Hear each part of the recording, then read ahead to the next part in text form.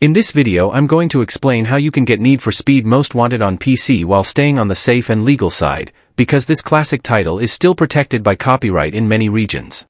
We'll talk about the realistic options that actually work, starting with checking official digital stores and publisher platforms where older EA games sometimes reappear as re-releases or bundles, which is the safest and cleanest method.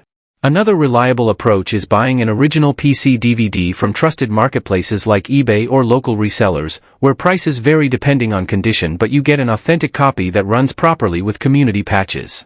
Some gamers also look at secondhand game stores or verified collectors, which can be a good option if you want the original experience.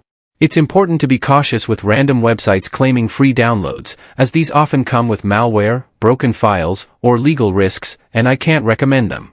Once you have a legitimate copy, you can apply widely used compatibility fixes to make the game run smoothly on modern Windows systems. Thanks for watching, and if this helped you, subscribe for honest, no-nonsense tech guides like this.